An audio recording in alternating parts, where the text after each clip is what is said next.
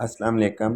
हम 8th semester की number theory का चैप्टर नंबर 8 कर रहे थे सर ताहिर महमूद के नोट्स से, और हमने यहाँ तक कर लिया था। आगे सिर्फ कुछ ही पेजेस बाकी हैं, तो ये है बेसिस एंड फाइनाइट एक्सटेंशंस।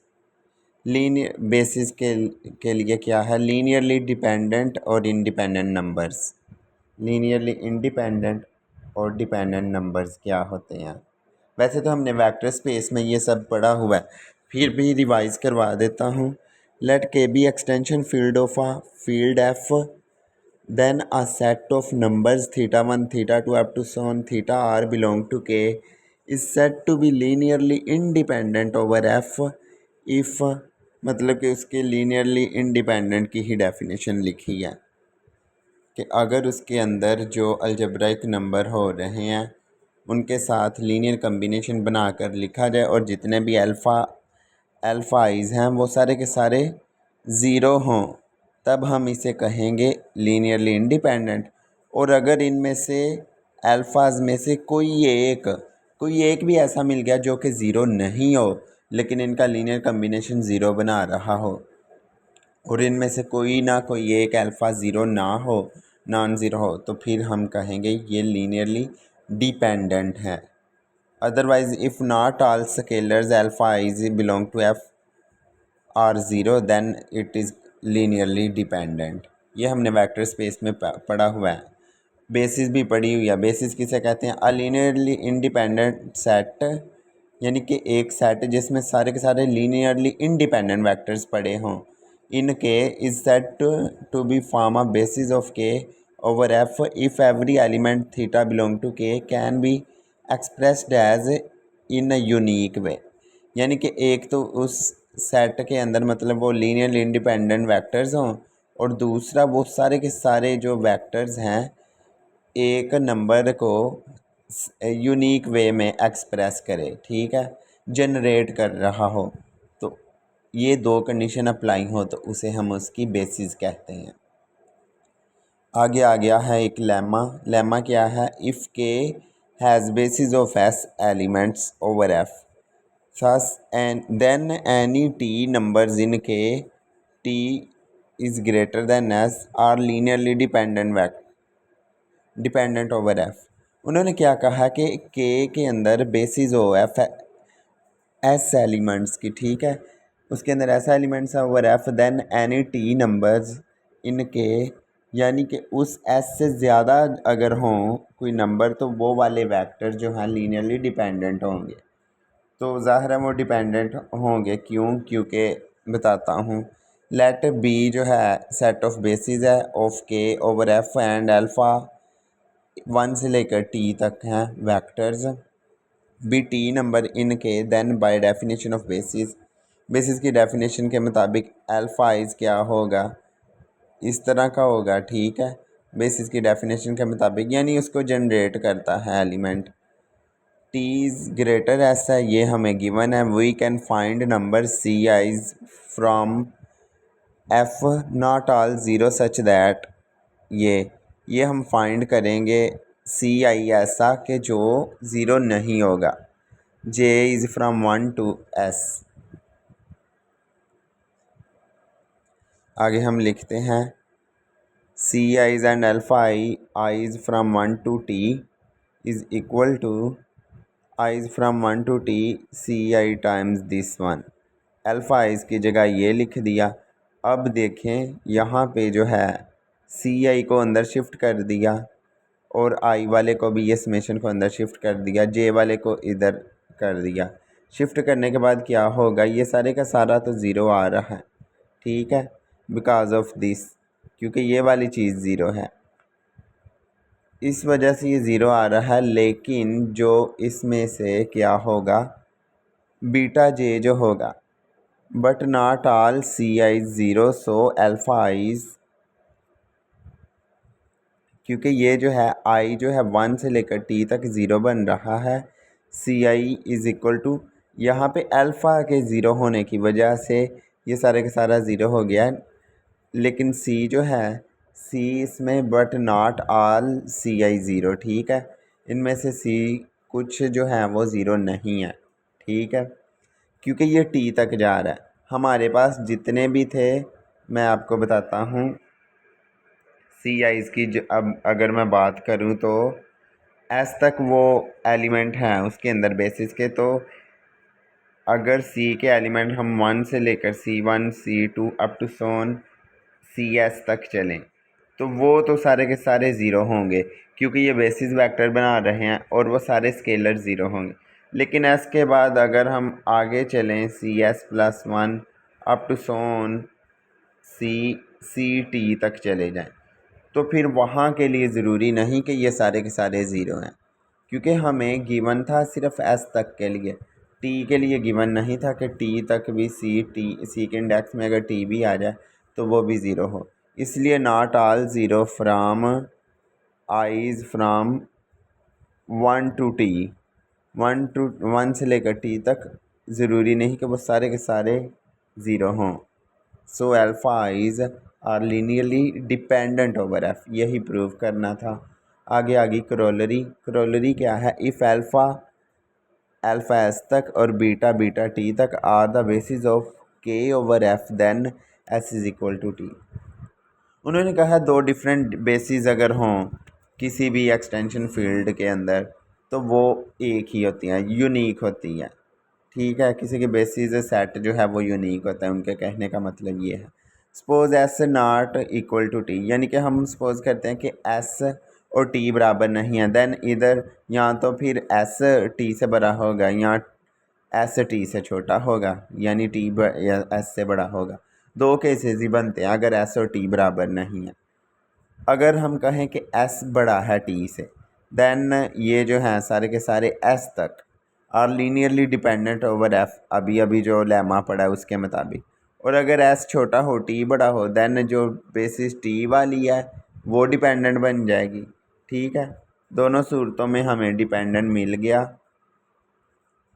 तो डिपेंडेंट अगर मिल जाए तो ये तो कंट्राडिक्शन आ जाती है। A contradiction arises in both cases as basis vector are linearly independent.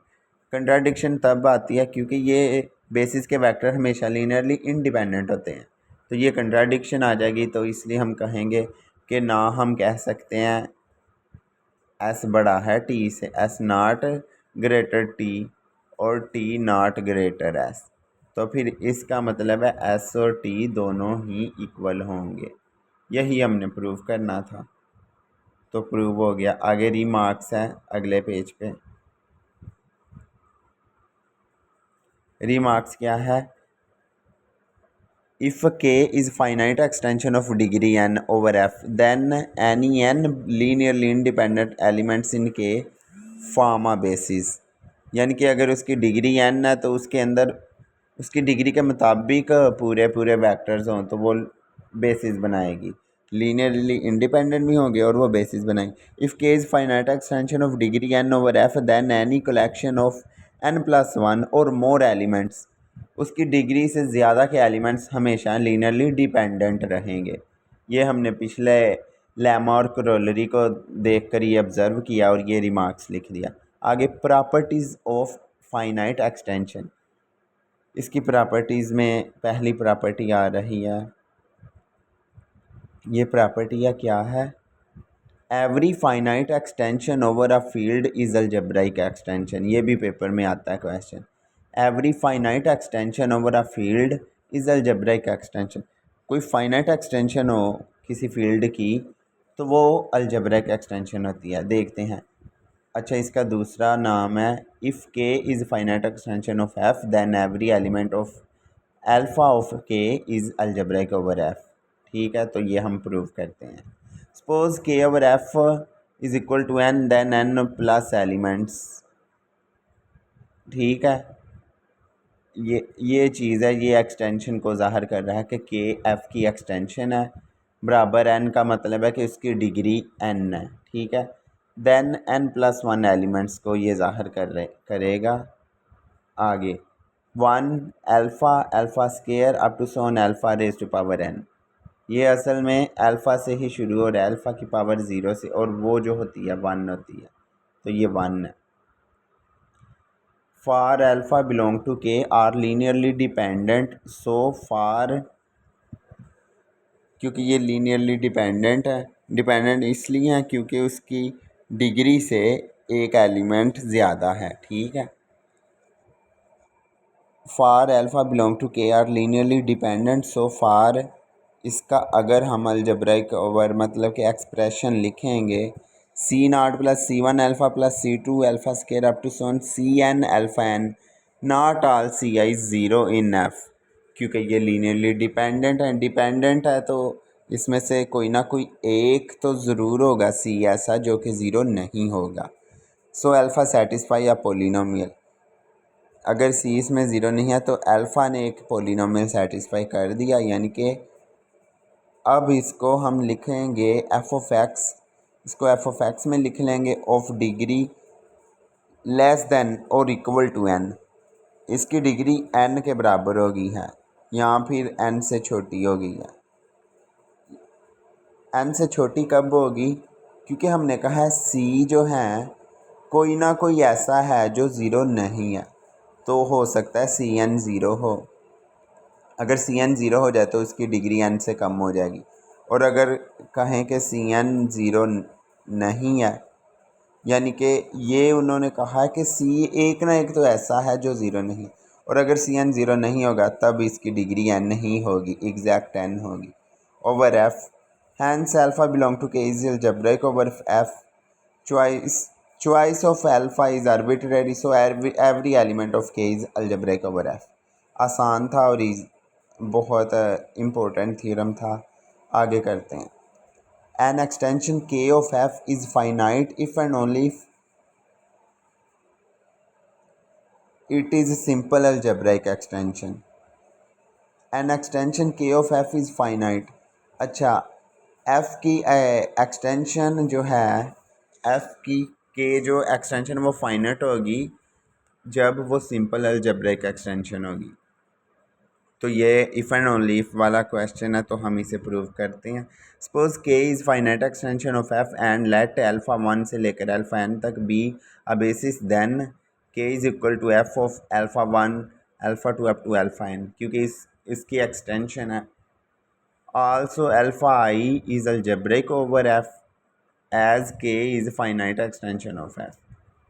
Thus every multiple algebraic extension is a simple extension। ये हमने पहले पढ़ा हुआ है, वो यूज़ किया और ये प्रूव हो गया कि is simple algebraic extension of F. आगे कन्वर्सली सपोज करते हैं, suppose that K is simple algebraic extension of F, so K is equal to F of theta where theta is algebraic of degree N over F, so every element alpha belong to F of theta can uniquely be expressed as, इसको हम uniquely express कर सकते हैं n-1 तक, और उसे are theta का नाम दे देते हैं। Where A I is belong to F and n is the degree of theta over F, ठीक है।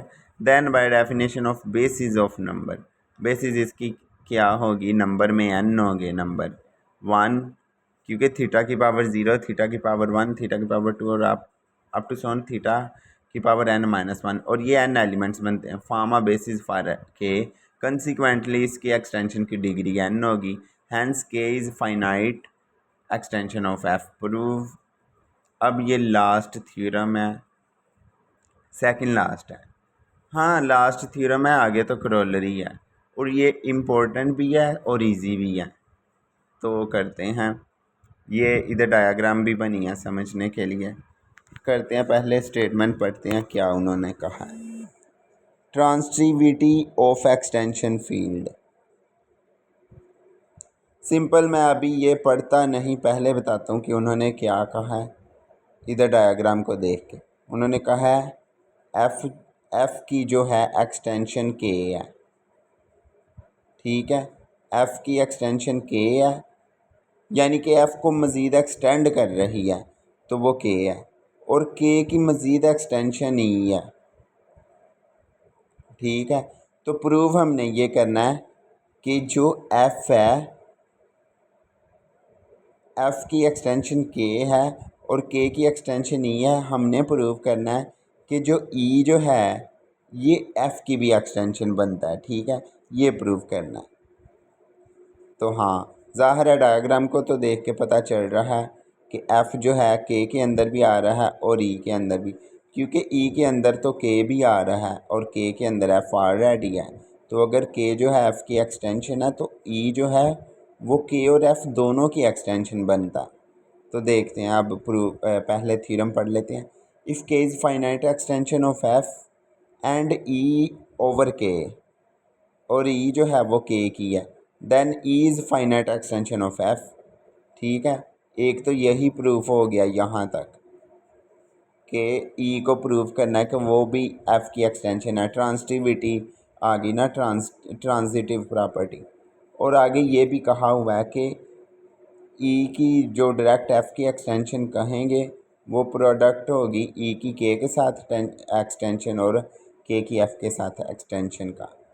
ठीक है, तो करते हैं सपोज़ करते हैं कि के की एफ़ के लिहाज से एक्सटेंशन जो है, के जो है एफ़ की एक्सटेंशन है उसकी डिग्री एन है, और ई जो है के की एक्सटेंशन है उसकी डिग्री एम है। ये हम सपोज़ कर लिया। अब देन एक्सटेंशन है तो इसके अंदर देन अल्फ़ा से लेकर एन तक be basis of over K over F and B beta 1 से बीटा एम तक be basis of E over K. ठीक है, सिंपल सी बात है। आगे we have to show that alpha I's time beta J's from I is from 1 to n and B J is from I to M is linearly independent. ठीक है, उसकी basis के लिए लीनियरली इंडिपेंडेंट एंड एवरी, खुद तो ये अलग अलग हैं लीनियरली इंडिपेंडेंट, हमने साबित करना है प्रोडक्ट में करेंगे ना तो हमारा ये प्रूफ बन जाएगा। ठीक है, हमारा ये एक्सटेंशन का आपस में जो हिसाब हो रहा है ट्रांजिटिविटी ट्रांजिटिव प्रॉपर्टी, तो वो आपस में प्रूव हो जाएगा। ये अगर प्रूव कर दिया कि ये बेसिस बनाता है तो हमारा सारे का सारा थ्योरम प्रूव हो जाएगा। करते हैं। Linearly independent and every theta belong to E can be uniquely expressed as linear combination of elements of alpha i's time beta j's। ठीक है, फर्स्ट हम क्या करते हैं, every theta E can be expressed as theta is equal to J is from 1 to m। हम यहाँ पे एक गैमा यूज़ करते हैं, स्केलर कोई भी, gamma I J beta J for I is from 1 to n, और आर आई जे यानी कि आर नहीं, ये है gamma I J belong to K, and every gamma I J is equal to, gamma को क्या हमने नाम दिया है, जो गैमा है वो अल्फ़ा आई की शक्ल का है और इसके साथ जो मल्टीपल है वो ए आई जे टाइप का है। ठीक है, अब ये इस चीज़ को इसके अंदर पुट कर देते हैं। ठीक है, ये आ जाएगा। अब यहाँ से क्या करना है, यहाँ से हमने सिंपल अल्फ़ा और बीटा को साथ में मिला दिया, प्रोडक्ट बन गया। तो यहाँ पे जनरेट हो गया हमारा ये थीटा, जनरेट हो गया, एक्सप्रेस्ड हो गया, यूनिकली एक्सप्रेस हो गया। स्पैन भी कहते हैं इसे, जनरेट भी कहते हैं कि ये जनरेट हो गया, ये इसको स्पैन कर रहा है। सो ये उसकी वेक्टर स्पेस बन गया। ठीक है, सेकंडली कंसीडर, अब हम ये कंसीडर कर रहे हैं कि इसको डायरेक्ट ज़ीरो के इक्वल रखें। अब इसका लीनियरली इंडिपेंडेंट साबित करना है। ये साइड पे हो जाए,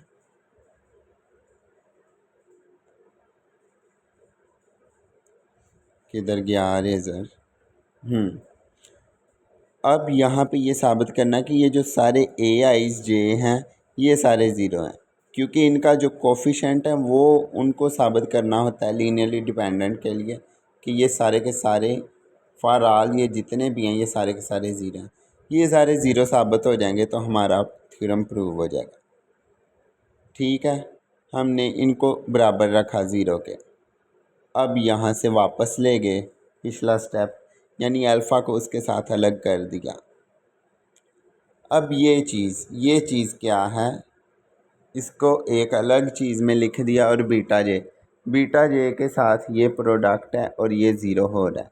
इट मीन्स बीटा जे जो है हाँ, यहाँ पे हमने बीटा की डेफिनेशन यूज़ करनी है। हमें पता है कि बीटा जो है बीटा 1 बीटा 2 से लेकर बीटा m तक सारे के सारे ये जो है ना ये सेट ये लीनियरली इंडिपेंडेंट का सेट है। ये तो हमें गिवन है। अगर ये हमें गिवन है क्योंकि उसकी डेफिनेशन के मुताबिक एक्सटेंशन की डेफिनेशन के मुताबिक ये लीनियरली इंडिपेंडेंट होता है।